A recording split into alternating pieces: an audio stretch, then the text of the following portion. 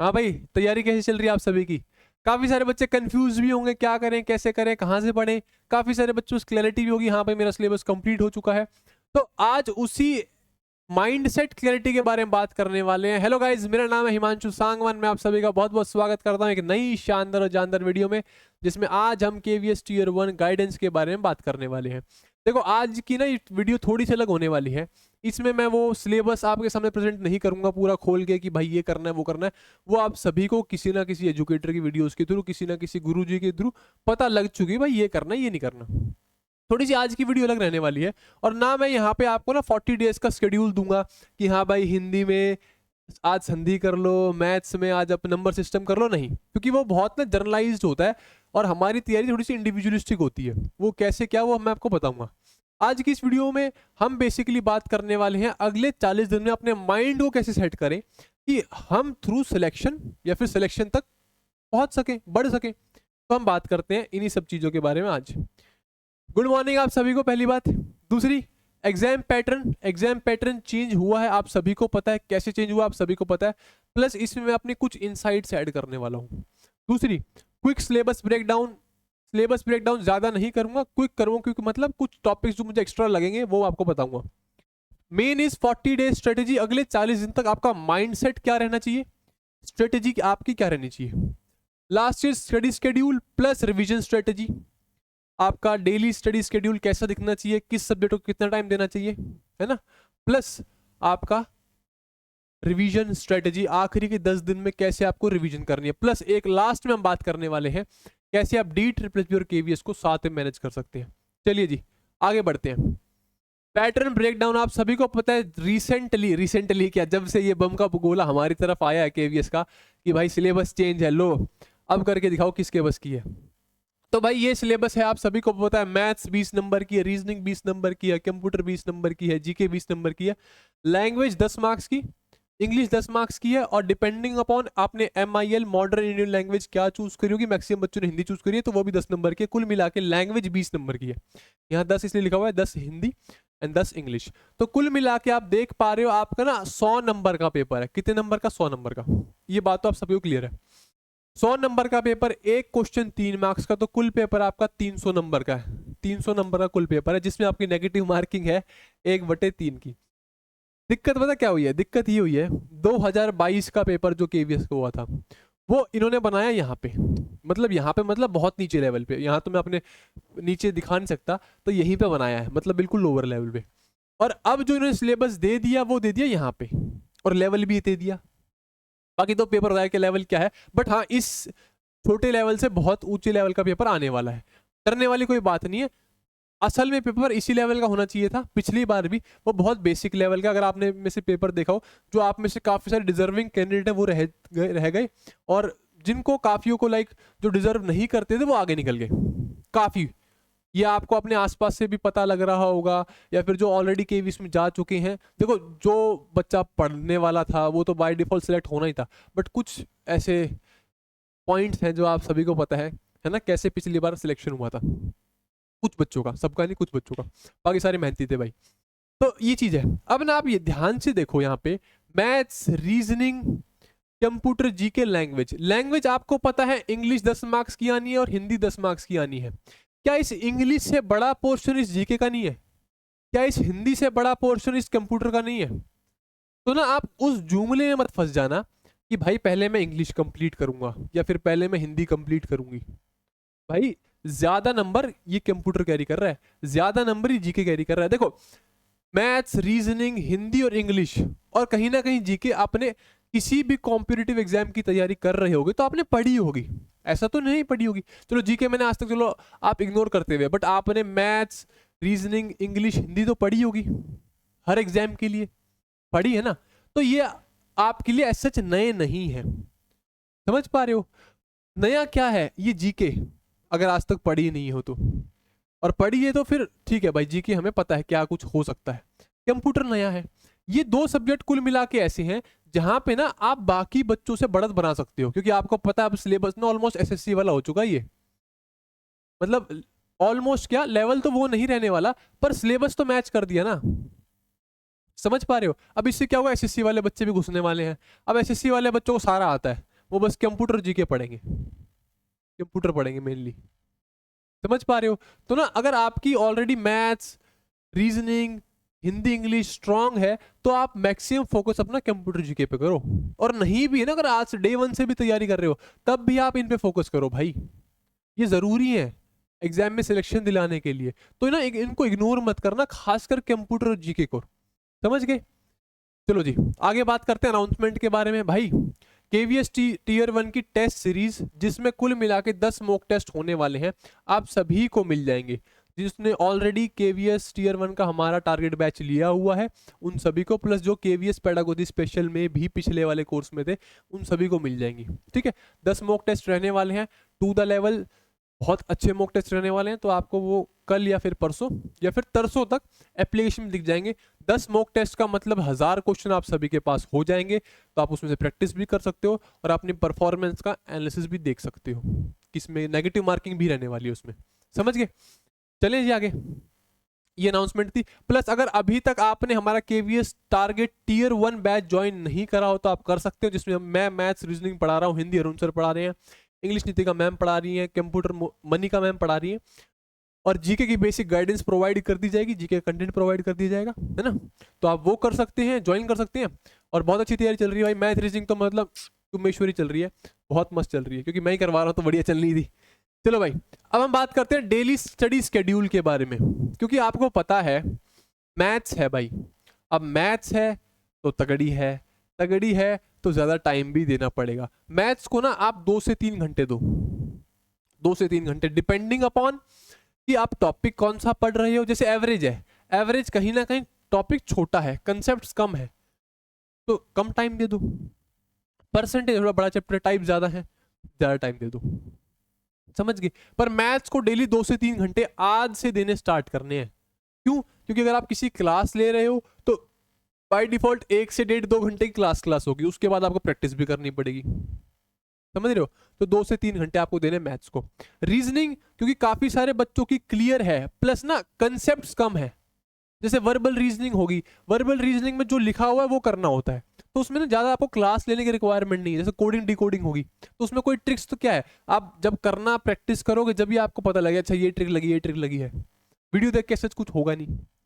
समझ रहे हो? हाँ क्लास में एक बार कंसेप्ट देख लो कि हाँ भाई गुरुजी ने ये कंसेप्ट बताए हैं, बहुत बढ़िया, पर मेन चीज इज प्रैक्टिस। तो रीजनिंग में 1 से 2 घंटे की प्रैक्टिस। कुछ टॉपिक्स हो सकते हैं जहां पे आपको कंसेप्ट की रिक्वायरमेंट हो, जैसे सिलोगिज्म हो गया, वहां पे आपको कंसेप्ट की रिक्वायरमेंट होगी तो वो देख लो। समझ रहे हो?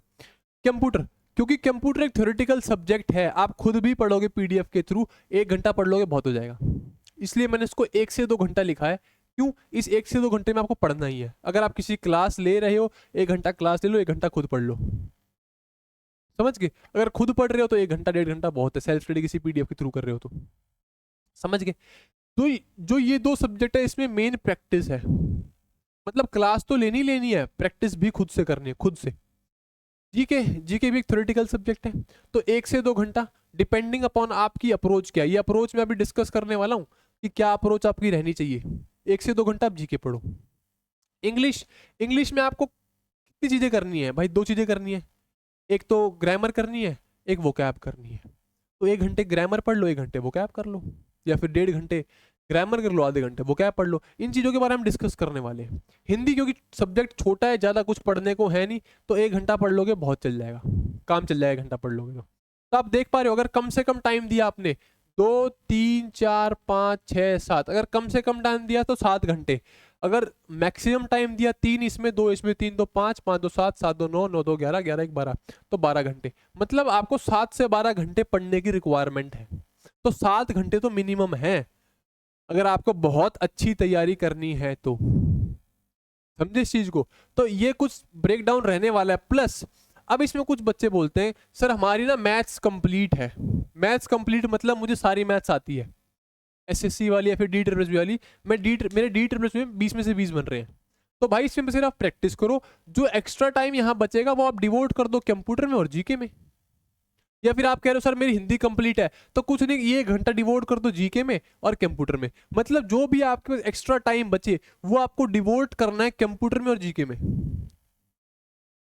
समझ गए, समझे इस चीज को, गेटिंग माई पॉइंट। तो इंग्लिश तो किसी की ज़्यादा स्ट्रांग होगी नहीं, पर इंग्लिश कंप्लीट ऑलमोस्ट होगी काफी होगी। बस कहने का मतलब ये, जितने भी एक्स्ट्रा आवर्स आपके पास बचे, आपको खासकर कंप्यूटर और जीके को देना है, क्योंकि यही चीज है जो आपको दूसरों से अलग बनाएंगी। उसके बाद डेली प्रैक्टिस 20 से 25 क्वेश्चन, भाई डेली प्रैक्टिस करनी है 20 से 25 क्वेश्चन की, चाहे वो मैथ्स की हो, चाहे रीजनिंग की, चाहे कंप्यूटर, चाहे जीके, चाहे हिंदी, चाहे इंग्लिश, सबकी प्रैक्टिस करनी है। प्रैक्टिस के बिना कुछ पता लगेगा नहीं, समझ पा रहे हो? प्रैक्टिस, क्यों? प्रैक्टिस से पता लगेगा भाई मैंने प्रॉफिट लॉस चैप्टर कर लिया, क्वेश्चन मैं गलत कर रही हूँ। कंप्यूटर में मैंने बेसिक्स ऑफ कंप्यूटर पढ़ लिया, फिर कंप्यूटर में मैंने शॉर्टकट कीज पढ़ ली, बट मैंने शॉर्टकट कीज का सवाल गलत कर दिया। जीके में मैंने मॉडर्न हिस्ट्री पढ़ ली, बट मॉडर्न हिस्ट्री का सवाल गलत कर दिया।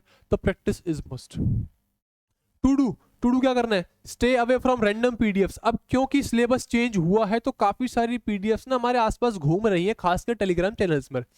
तो थोड़ा सा आपको ना वाइजली चूज करना है कौन सी पीडीएफ आपके लिए जरूरी है और कौन सी नहीं, डिपेंडिंग अपॉन आपके कौन से सब्जेक्ट्स वीक हैं। वरना इन पीडीएफ्स में इनको डाउनलोड करते करते, इनको मांगते मांगते, इनको सेव करते करते यही रह जाओगे भाई, समझ रहे हो? एक एग्जैक्ट सोर्स पकड़ो और उसी पे मेहनत करना स्टार्ट करो। रोज की नई पीडीएफ आएंगी, रोज के नए क्वेश्चंस आएंगे, चलो क्वेश्चंस तो आप करो, क्वेश्चंस की तो कोई दिक्कत नहीं, क्वेश्चन तो आप हर जगह से करो। क्यों? क्योंकि एज एन अभी फिलहाल अगर मैं स्टूडेंट होता तो मुझे पता है भाई अभी कोई प्रीवियस पैटर्न है ही नहीं इसके ईवीएस का, तो जो मुझे क्वेश्चन देगा मैं वहां से कर लूंगा, ताकि एटलीस्ट वैरायटी पता लग जाए, है ना? Last is maximum focus on weak subject, ये जरूरी है भाई, ये जरूरी है। अब आपको दिख रहा है कि भाई इसमें से ना मेरी रीजनिंग कंप्लीट है, रीजनिंग में फिर मैं 2 घंटे क्यों दूंगा? उसमें बस आधे घंटे, 1 घंटे 40 मिनट का टाइमर लगा के 20-25 क्वेश्चन प्रैक्टिस कर लो। जो टाइम एक्स्ट्रा बचे वो कंप्यूटर जीके में डाल दो, समझ रहे हो? जो वीक सब्जेक्ट्स हैं उन पे फोकस। आपको पता है मेरी हिंदी कंप्लीट है, हिंदी कंप्लीट है, 1 घंटा मेरा बच गया यहाँ पे, तो मैथ रीजनिंग दे दो 1 घंटा, मैथ में 1 घंटा एक्स्ट्रा ऐड कर दो, समझ पा रहे हो? तो दिमाग वाली बात करनी है भाई। अगला, अब हम बात करते हैं 40 डेज की स्ट्रेटेजी की, जो अगले 40 दिन है। अब ऑलमोस्ट 40 दिन बचे हमारे पास एग्जाम आने के लिए, तो अब हम बात करने वाले 40 डेज की एग्जाम स्ट्रेटेजी। 1 से 15 दिन। देखो यहाँ पे ना मैं आपको एग्जैक्ट स्टडी प्लान नहीं दे रहा वाला, किसमें कि आज आपको मैथ्स में नंबर सिस्टम करना है, रीजनिंग में आपको क्यूब वाले सवाल कर रहे हैं, नहीं। क्यों? क्योंकि वो चीज बहुत रैंडम होती है, फिर बहुत जर्नल होती है। जर्नल क्यों होती है आप ध्यान से समझो। अब हिमांशु है, हिमांशु का टॉपिक भाई मैथ्स में नंबर सिस्टम कंप्लीट है, हिंदी में संधि कंप्लीट, उसको पता है मुझे इधर टाइम देने की जरूरत नहीं है, बट मुझे पता है मेरी कंप्यूटर वीक है, तो मैं उस दिन आज भी क्यों नंबर सिस्टम पढ़ूं? जब उस स्टडी शेड्यूल में दिया हुआ है आज नंबर सिस्टम पढ़ो, क्यों पढ़ूं मैं उसके हिसाब से? हाँ, एक टॉपिक वाइज आप लिस्ट बना के रखो, ये टॉपिक्स हो सकते हैं भाई, ये हो गए हैं, पर वो कोई भी आपको रैंडम शेड्यूल दे रहा है कि भाई ये आज ये करो, आज वो करो, वो वर्थ इट नहीं होने वाला। तो बेस्ट इज अपने हिसाब से देख के तैयारी करो, मेरे टॉपिक्स कंप्लीट है ये ना करके और कोई टॉपिक कर लो, समझ गए? तो 1 से 15 दिन, पहले 15 दिन में आपको क्या करना है, इसमें ना आपका main focus concept building plus accuracy भी रहना चाहिए। कंसेप्ट देखो, मेनली कंसेप्ट होते क्या है, जैसे मैथ का कंसेप्ट है प्रॉफिट लॉस का, परसेंटेज का कंसेप्ट है वो कंसेप्ट है, रीजनिंग में सिलोगिज्म का कंसेप्ट है ना?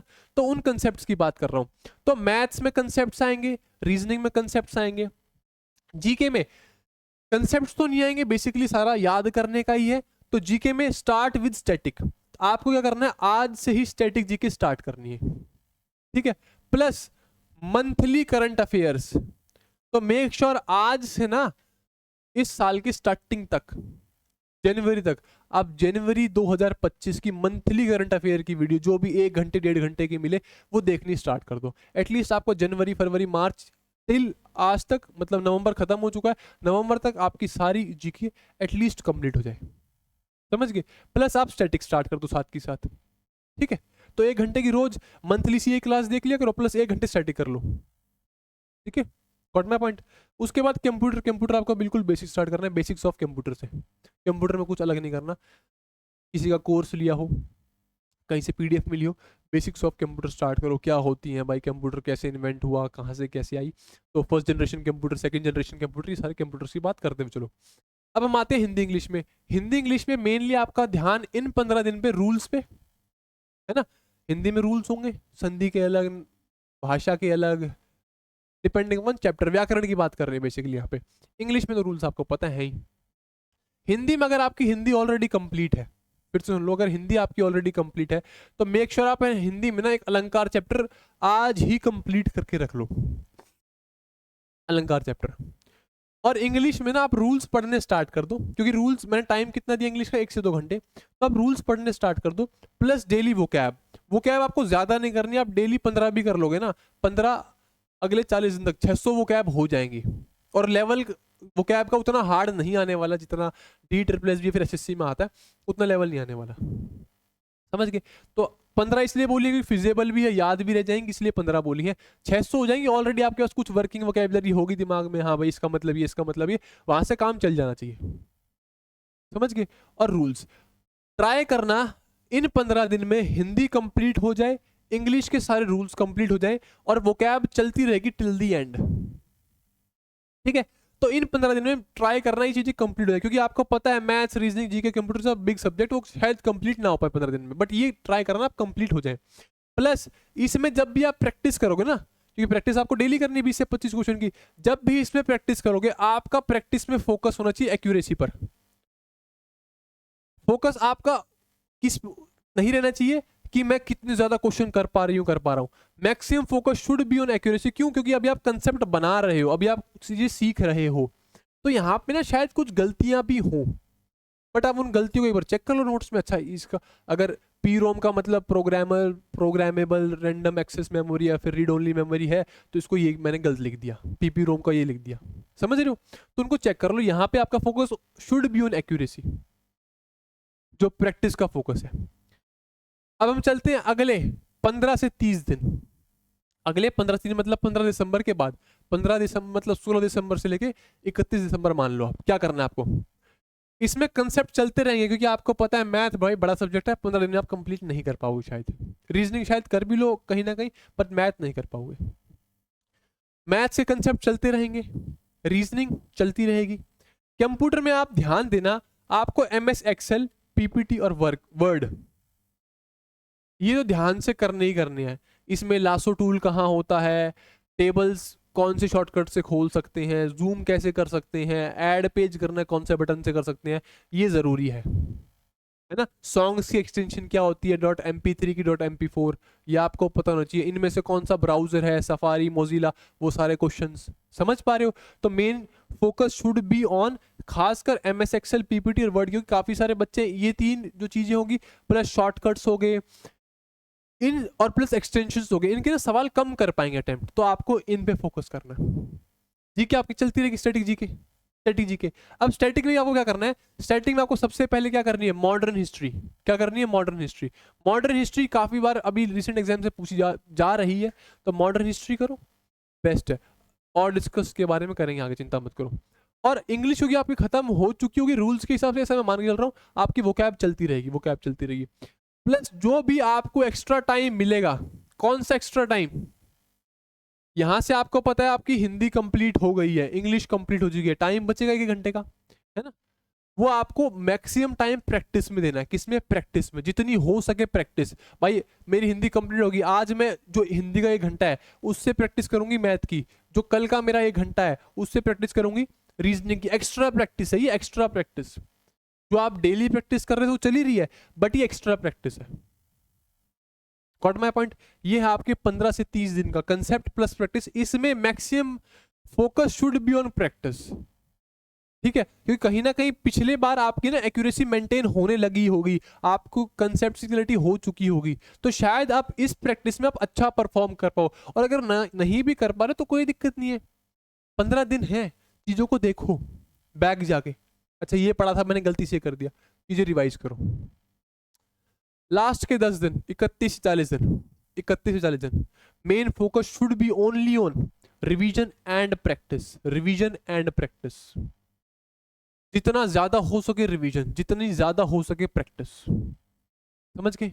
जितना ज्यादा हो सके रिवीजन और जितनी ज्यादा हो सके प्रैक्टिस। रिवीजन का अभी मैं आपको टेक्निक बताऊंगा, स्ट्रेटेजी बताऊंगा, प्रैक्टिस भी आपको करनी है। प्रैक्टिस पता है प्रैक्टिस किस किस की होगी, प्रैक्टिस मेजरली मैथ्स की होगी, रीजनिंग की होगी प्रैक्टिस, है ना। क्यों? क्योंकि एप्लीकेशन इसी में ही है। इंग्लिश की होगी, बाकी सब में आपकी नॉलेज चेक होगी बस। जैसे कंप्यूटर है, कंप्यूटर में प्रैक्टिस का खेल नहीं है, कंप्यूटर में बस नॉलेज चेक का खेल है, नॉलेज चेक केसी। अगर पढ़ा है तो ठीक करोगे, नहीं पढ़ा तो गलत कर दोगे। अगर कुछ पढ़ा है शायद याद नहीं आ रहा तो गलत कर दोगे, बट हाँ नोट्स में आके चेक कर लोगे। बाकी सब में नॉलेज चेकिंग का काम है, इसमें मेन प्रैक्टिस का काम है। समझ गए?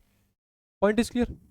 अब आपके पास 7 से 12 घंटे बचे हैं आखिरी के 10 दिन में। आपको सिर्फ रिवीजन करनी है और प्रैक्टिस करनी है। रिवीजन कैसे करनी है अभी बताता हूं। रिवीजन स्ट्रेटेजी, जब आप प्रैक्टिस कर रहे होगे थ्रू आउट द टाइम, आज से लेके टिल 38 डे, क्योंकि उसके बाद आप प्रैक्टिस रिवीजन और प्रैक्टिस चालू करोगे, तो इस प्रैक्टिस के दौरान आपको कुछ ना कुछ महसूस होगा। क्या महसूस?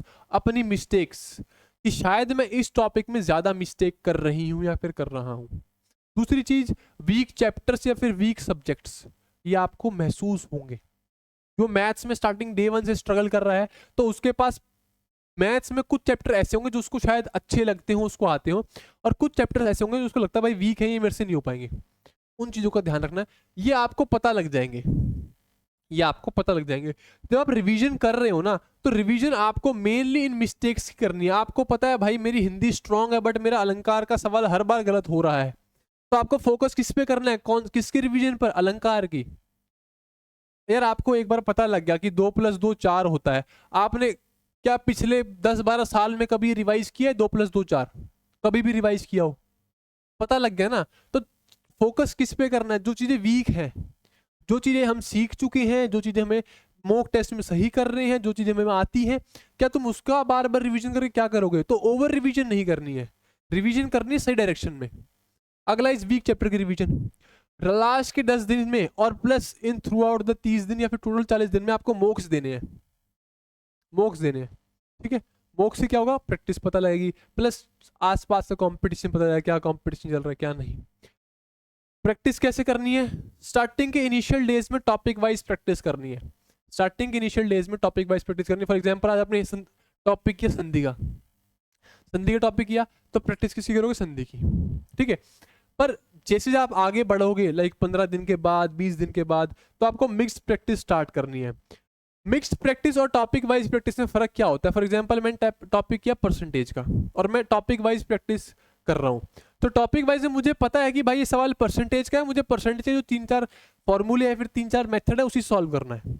पर जब मिक्स प्रैक्टिस करोगे तो आपके सामने परसेंटेज का सवाल आएगा, मिक्सचर एलिगेशन का, टाइम एंड वर्क का, और बाकी तरह के सवाल आएंगे। तो उसमें बंदा शायद कंफ्यूज हो जाता है, शायद का पक्का कंफ्यूज होते हैं आप में से काफी सारे लोग कि भाई इसमें क्या लगाऊं क्या नहीं। तो mix practice is the key, जो आपको एग्जाम में मेनली क्वेश्चंस को टैकल करने में हेल्प करेगी। क्योंकि एग्जाम में ऐसा नहीं होगा कि पहला क्वेश्चन संधि का, दूसरा भी संधि का, तीसरा भी संधि का। उसमें क्या होगा? पहला संधि का, दूसरा अलंकार का, तीसरा वाक्य का, चौथा काल का, ऐसे सवाल होंगे। तो mix practice is important. Revision strategy, managing D+++ KVS, क्योंकि आपको पता है अब सिलेबस ऑलमोस्ट सेम हो चुका है। हाँ, लेवल कितना ऊपर नीचे रहने वाला है वो तो हमें आने वाली 10 तारीख ही बताएगी, बट हाँ इतना पक्का है कि लेवल D+++ से कम ही रहने वाला है, उससे ऊपर नहीं जाने वाला। तो जो D+++ की तैयारी कर रहे थे उनके लिए reasoning, maths, GK, Hindi, English subject same है, कुछ इसमें अलग नहीं पढ़ना आप लोगों को। आप, मैं तो कह रहा हूँ जो D+++ की तैयारी कर रहे हैं वो इन्हीं की तैयारी D+++ के व्यू पॉइंट से करते रहो, कोई दिक्कत नहीं आएगी। D+++ की व्यू पॉइंट से करते रहो, बस अपनी तैयारी में कंप्यूटर ऐड कर लो, और हिंदी में एक टॉपिक कर लो अलंकार, जो मैंने आपको बताया, जो D+++ की तैयारी कर रहे हैं। बाकी तैयारी आपकी सेम चलती रहेगी, बिल्कुल सेम। ठीक है, अब कुछ बच्चे बोल रहे हैं सर हमारी मैथ्स वीक है, और जेन्युइन मानो अगर 40 दिन है आपके पास, और अगर कोई आपको टारगेट स्टडी नहीं करवा रहा है, तो ये मैथ्स ज्यादा इंप्रूव नहीं हो पाएगी। समझ रहे हो? तो जिसकी मैथ्स वीक है, जिसकी मैथ्स वीक है, उसको फोकस करना है एक्यूरेसी पे, क्योंकि 20 सवाल आएंगे, उसमें आपका फोकस शुड बी ऑन ज्यादा क्वेश्चन ठीक करना, ना कि ज्यादा क्वेश्चन अटेम्प्ट करना। समझ रहे हो? जिसकी मैथ्स वीक है ना, देखो अभी तो 40 दिन है, अभी तो तुम हथियार क्यों डाल रहे हो कि अभी हमसे नहीं हो पाएगी? भाई जितनी मेहनत हो सके मैथ में करो, है ना। आप प्रैक्टिस करते हुए चलोगे, आप मॉक टेस्ट देते हुए चलोगे, आपको पता लगेगा कि भाई मेरी मैथ्स में इंप्रूवमेंट हो रही है कि नहीं हो रही है। और अगर नहीं हो रही ना तो गलती ही आपकी है, प्रैक्टिस नहीं कर रहे हो। प्रैक्टिस करोगे मैथ्स इंप्रूव होगी पक्का। तो उनको आप focus should be on accuracy कि भाई सवाल में बेशक 20 में से 5 करूं बट 5 के 5 ठीक करूं, सवाल में बेशक 20 में से 10 करूं पर 10 के 10 ठीक करूं। मैं इस चीज को बिल्कुल प्रमोट नहीं कर रहा हूं कि आपको 20 में से 5 सवाल करने हैं। मैं बस उन बच्चों की दिक्कत बता रहा हूं कि जिनको मैथ्स बिल्कुल हो ही नहीं रही, जिनसे एक सवाल भी नहीं मिल रहा। समझ रहे हो? वरना मैथ्स में टारगेट शुड भी 20 आउट ऑफ 20, 20 के 20 क्वेश्चन ठीक, मतलब 60 नंबर मैथ्स में आने चाहिए। समझ पा रहे हो? ये उन बच्चों के लिए जिन्होंने आज तक हथियार डाले हैं मैथ्स के लिए कि मैथ्स हमसे नहीं होगी। तो उनका focus should not be on coverage कि मैं भाई 20 में से 15 सवाल कर दूं, 20 में से 18 सवाल कर दूं, नहीं। उनका फोकस शुड बी ऑन 20 में से बेशक 8 सवाल करूं बट 8 के 8 ठीक करूं। समझ गए? Got my point? Common doubts जो आप में से काफी सारे बच्चों के होंगे कि जो 40 दिन मिले हैं हमें, 40-50 दिन मिले हैं, क्या ये इनफ है केवीएस को क्लियर करने के लिए? देखो, इनफ उनके लिए है जिन्होंने ऑलरेडी तैयारी कर चुकी है या फिर कर ली है, या फिर जो ऑलरेडी सिलेबस कंप्लीट कर चुके हैं बेस्ड ऑन, या वो एसएससी की तैयारी कर रहा था या फिर डीटरपीसी की तैयारी कर रहा था, वो ऑलमोस्ट सिलेबस कंप्लीट कर चुका है। हाँ, दिक्कत किसको आएगी? जो अभी तक सिर्फ केवीएस के बिसर बैठा था कि भाई केवीएस आएगा तब मैं किताबें खोलूंगा या फिर खोलूंगी। जो 2022 से उस चक्कर में बैठा था, शायद उसकी तैयारी उस लेवल की ना हो, क्योंकि अगर वो तैयारी कर भी रहा होगा तो वो केवीएस की पिछले पैटर्न के हिसाब से कर रहा होगा, और केवीएस का पिछला पैटर्न था बच्चों वाला। समझ रहे हो? बट ऐसा मैं मानता हूं कि पिछले 2-3 साल में आपने मेहनत करी है किसी न किसी टीचिंग एग्जाम को लेके या फिर किसी न किसी गवर्नमेंट एग्जाम को लेके। तो अगर है कुछ पास्ट नॉलेज है, कुछ वीक पॉइंट्स हैं, तो इन 40 दिन में आप आराम से कर पाओगे, कोई दिक्कत नहीं आएगी, 1% की दिक्कत नहीं आएगी। मैं आज भी इस बात की श्योरिटी देता हूँ कि आज मैं फॉर्म भर दूं तो मैं टीयर 1, टीयर 2 और इंटरव्यू तक भी क्लियर कर जाऊंगा। क्यों? क्योंकि ऑलरेडी चीजें हैं, और 1 महीना पढ़ू भी ना, ये बात भी कह रहा हूँ, 1 महीना ना पढ़ूं तो टीयर 1 तो क्लियर कर ही दूंगा। टीयर 2 में थोड़ा पढ़ना पड़ेगा भाई, ईवीएस पढ़नी पड़ेगी, और तो क्या हो सकता है ना? जो पिछला केवीएस था उसमें बिना पढ़े 1 साल के बाद पेपर दे के आया था क्योंकि डीटरपीसी एग्जाम मेरा मार्च में हुआ था 2022, और केवीएस का जो एग्जाम था वो 21 फरवरी 2023 को हुआ था, फर्स्ट डे फर्स्ट शिफ्ट। उसमें एग्जाम क्लियर हो गया था, 147 मार्क्स आए थे। बच्चों एग्जाम था मानता हूँ, बट ये एग्जाम भी अच्छे खासे लेवल का कर सकता हूँ क्लियर। तो अगर इतना कॉन्फिडेंस है कि भाई चीजें पड़ी हुई हैं तो आप क्लियर कर लोगे, कोई दिक्कत नहीं आएगी। और एग्जाम ही तो है, और है क्या? वही मैथ है, वही इंग्लिश है, वही हिंदी है, वही रीजनिंग है, कुछ है इसमें अलग? तो जबरदस्ती डरो मत, सिलेबस चेंज, पैटर्न चेंज, वही पैटर्न है यार, वही सिलेबस है। हाँ, अगर आप केवीएस को पहले तुच्छ समझ के चल रहे थे कि हमें छोटा बच्चा है, बढ़िया, ज़्यादा दिक्कत नहीं करेगा, इसी की तैयारी करेंगे, इसी में सिलेक्शन लेंगे, तब दिक्कत हो सकती है कि भाई हमारे एक्सपेक्टेशंस पे तू खरा नहीं उतरा, तब दिक्कत हो सकती है, वरना कोई दिक्कत नहीं आएगी। अगला, जीके इतना वाइड है, कैसे करें?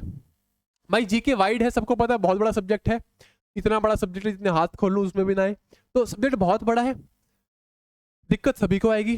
बट इन 40 दिन में हमें पॉइंट टू पॉइंट स्टडी करनी है। ऐसा नहीं जो आया हमारे सामने सब कुछ पढ़ दिया, खासकर जीके में। पहली बात मैंने आपको बताई, जनवरी से लेके नवंबर तक की मंथली करंट अफेयर्स की वीडियो आप देखनी स्टार्ट कर दो आज से, प्लस आज से ही स्ट्रेटेजी के टॉपिक स्टार्ट कर दो, चाहे वो रिवॉर्ड्स, चाहे वो अवार्ड्स है, चाहे वो स्पोर्ट्स है, चाहे वो साइंस के कुछ टॉपिक्स हैं, या फिर वो डांस है ना, कुछ भी बुक्स के नेम्स हैं, ऑथर्स के नेम है, कुछ भी है, वो आज से स्टार्ट कर दो। ठीक है, मैं बोल रहा हूँ आज से स्टार्ट करोगे बहुत अच्छा स्कोर कर जाओगे इसमें। अच्छा, जिसने अब तक स्टैटिक स्टार्ट नहीं करी है, स्टार्ट विद पॉलिटी, पहले पॉलिटी स्टार्ट करना, पॉलिटी का सवाल आने ही आना है, और उसके बाद मॉडर्न हिस्ट्री, ये चीज़ तो आप कर ही लेना। मॉडर्न हिस्ट्री के अच्छे खासे सवाल देखने को मिलेंगे, मैं बता रहा हूँ अभी भी 2 से 3 सवाल मॉडर्न हिस्ट्री के देखने को मिल सकते हैं बिल्कुल, पॉलिटी के तो मिलेंगे ही मिलेंगे, और स्टैटिक के और करंट के भी मिलेंगे। समझ गए? कोई दिक्कत? कोई दिक्कत नहीं।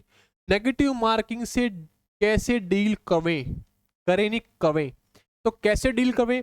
देखो भाई, नेगेटिव मार्किंग की दिक्कत पता कब होती है? काफी सारे बच्चे बोलते हैं सर हमारे नंबर तो नेगेटिव मार्किंग में ही कट गए, या फिर हमारे नंबर तो बढ़ ही नहीं रहे नेगेटिव मार्किंग की वजह से। भाई आप खुद बताओ, आपसे मैंने पूछ लिया 3+3, इसका उत्तर क्या है? क्या तुम्हें इस क्वेश्चन में डर लगा नेगेटिव मार्किंग का? क्या तुम्हें इस क्वेश्चन में डर लगा नेगेटिव मार्किंग का? नहीं लगा ना, नहीं लगा। तो पॉइंट ही ये है, जिसकी देखो मैथ्स, रीजनिंग, हिंदी, इंग्लिश, चलो जीके छोड़ दिया, और कंप्यूटर, अगर उनके पास एम्पल अमाउंट ऑफ नॉलेज है इन सब्जेक्ट की, वो नहीं डरेगा इन किसी भी सब्जेक्ट की नेगेटिव मार्किंग से। क्यों नहीं डरेगा? अगर आपने टॉपिक्स पढ़ लिए हैं तो आपको पता लग जाएगा कि भाई हाँ मुझे ये आता है। समझे इस बात का? अब मैं आपसे पूछ लिया 2 की पावर x साइन 30 का होल स्क्वायर, इसकी उत्तर बताओ, या फिर और बड़ी इक्वेशन बता दी, तो यहाँ पे डर लग सकता है भाई, ये क्या सवाल पूछ लिया, क्या है इसकी, क्या वैल्यू निकालू इसकी मैं। समझ रहे हो? तो नेगेटिव मार्किंग से जब डर लगेगा, जब आपकी कवरेज कम होगी सिलेबस की। समझ रहे हो? जितना सिलेबस कम होगा उतना ज्यादा डर लगेगा नेगेटिव मार्किंग से। जितना ज्यादा सिलेबस कवर कर लोगे उतना कम डर लगेगा नेगेटिव मार्किंग से। जीके में डर रहेगा तो जीके में वही अटेम्प्ट करो जो आपको आता हो। बाकी इन सब्जेक्ट्स के बारे में बता रहा हूं मैं। समझ पा रहे हो? और जीके में हमें बढ़ानी है अपनी एक्यूरेसी। एक्यूरेसी कैसे बढ़ेगी? एक्यूरेसी कैसे बढ़ेगी? जो आपकी करंट अफेयर है वो स्टार्ट कर दोगे, स्ट्रेटेजी की स्टार्ट कर दोगे, जो आया वो कर देना, नहीं आया तो छोड़ देना। जितना ज्यादा पढ़ोगे थ्रू आउट द इन 40 दिन, उतने ज्यादा नंबर ऑफ क्वेश्चन अटेम्प्ट कर पाओगे। अटेम्प्ट वही करने हैं जो हमें पता हो, बिल्कुल 100% श्योर है। समझ गए? और इन सब्जेक्ट्स का सिलेबस और कंसेप्ट कंप्लीट करना, जितनी ज्यादा सिलेबस, इतनी ज्यादा कवरेज बढ़ाओगे, जितना ज्यादा सिलेबस कवर होगा उतना ज्यादा कम डर लगेगा नेगेटिव मार्किंग से। समझे इस बात को? समझ रहे हो? तो भाई दोस्तों देखो, कुल मिला के आप सभी का बहुत बहुत धन्यवाद इस वीडियो से जुड़ने के लिए। होप सो इस वीडियो में कुछ नई इनसाइट्स देखने को मिलेंगी, कुछ माइंड सेट में क्लैरिटी आई होगी कि हाँ भाई एटलीस्ट ये तो करना ही है। और भाई यही ले दे कि 40 दिन है, जो डी ट्रिपल की तैयारी कर रहा है उसको तो मैं बोल रहा हूँ 1% दिक्कत नहीं आएगी, अगर उसकी पार्टी की तैयारी बढ़िया चल रही है तो। जिसने बिल्कुल जस्ट अभी तैयारी स्टार्ट करी है भाई, 12 घंटे 15 घंटे दिन आपका ही है। 24 घंटे हैं दिन में, 7 8 घंटे सोने के लगा लो, 1 2 घंटे खाना नहाना पीने का लगा लो, है ना। नींद कम भी कर दोगे तब भी 10 घंटे घटाओ, 12 घंटे बचे आपके पास। 12 घंटे में बहुत अच्छी और सुंदर तैयारी हो सकती है अगर आप चाहो तो, है ना। हाँ, उस 12 घंटे में आप ये कर रहे हो कि अलग अलग टेलीग्राम चैनल्स पे पीडीएफ ढूंढते हुए फिर रहे हो, है ना, या फिर पीडीएफ मांगते हुए फिर रहे हो, यूट्यूब के कमेंट सेक्शन में कमेंट करते हुए फिर रहे हो, उससे काम नहीं चलेगा फिर। वो 12 घंटे में कह रहा हूँ प्योर पढ़ाई के, है ना। एक बार सोर्स सेलेक्ट कर लिया, किसी का कोर्स ले लिया, किसी की बुक ले ली, बस उधर ही हाथ जोड़ लो भाई, मुझे और किसी चीज से मतलब ही नहीं, यही फॉलो करनी है। समझे? आप रोज कोई ना कोई वीडियो है और कोई कुछ देखोगे। मैं कम वीडियोस क्यों डाल रहा हूँ केवीएस के रिलेटेड में? क्यों? मुझे पता है अभी टाइम कम है, जो डालूंगा एक वीडियो डालूंगा, बड़ी डालूंगा। रोज की शॉर्ट्स, रोज की video is not worth it, ना उसमें काम चलेगा। क्यों डिस्ट्रैक्ट होना बच्चों को बार बार, है ना। समझे इस बात को? तो भाई बिल्कुल फोकस्ड होकर तैयारी करो, यही 40 दिन है। ये 40 दिन कब आपके अगले 40 साल सवार देंगे आपको नहीं पता लगेगा।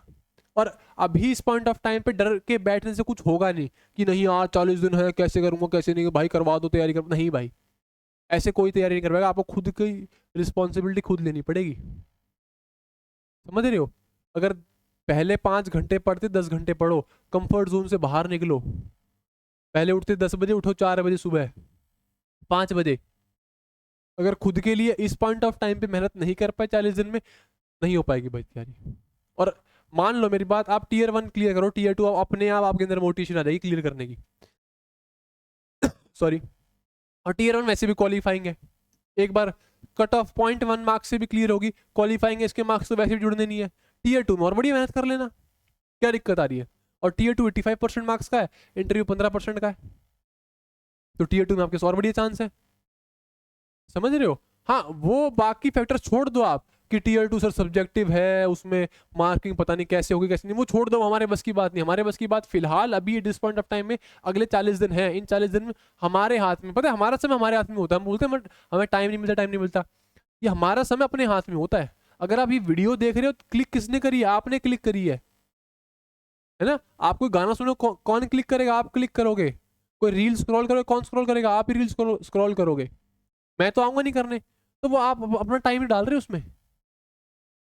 समझ रहे हो? तो भाई थोड़ा सा अपने टाइम का अगले 40 दिन कॉन्शियस और वाइज यूज करो, और तैयारी ऐसी कर दो कि टीयर 1 पास हो जाए। शायरी शुरू तो मुझे आती नहीं, शायरी में बोलने वाला था, बट तैयारी ऐसी करो कि टीयर 1 पास हो जाए। ठीक है, तो चलिए दोस्तों, हम आपसे मिलते हैं अगली वीडियो में। अगर आपको और भी किसी रिगार्डिंग वीडियो डाउट हो, किसी चीज़ के बारे में क्लैरिटी ना आ रही हो, तो आप मुझे कमेंट सेक्शन में बता सकते हैं। ठीक है, और थोड़ा सा आजकल क्लासेस में बिजी हूँ, तो मैं काफ़ी सारे टेलीग्राम पे जो मुझे मैसेज आ रखे हैं, मैं उनका अभी रिप्लाई नहीं कर पा रहा हूँ करंट पॉइंट ऑफ टाइम पे। पर जैसे ही मैं फ्री हूँगा, सभी टेलीग्राम कि जो या व्हाट्सएप पे काफ़ी सारे मैसेज आ रखे हैं, क्योंकि आप थोड़ी सी मेरी दुविधा समझो। DSSB प्लस KVS, तो KVS से मैथ रीजनिंग मैं करवा रहा हूँ, समझ रहे हो, और DSSB में पेडागोजी कुछ कंटेंट मैं अभी भी नया ढूंढ रहा हूँ, बना रहा हूँ, तो उसमें टाइम लग रहा है ना, तो उसके लिए फिर मेरे पास रिप्लाई करने के लिए टाइम बचता नहीं है। ठीक है, बाकी मैं रिप्लाई कर दूंगा, उसकी आप टेंशन मत लेना। एंड होप सो आपको वीडियो अच्छी लगी होगी। अगर वीडियो अच्छी लगी है तो आप वीडियो को लाइक कर सकते हैं और चैनल को सब्सक्राइब कर सकते हैं। हम आपसे मिलते हैं अगली वीडियो में, तब तक के लिए जय हिंद, वंदे मातरम, राम राम सभी को। Thank you so much for having me.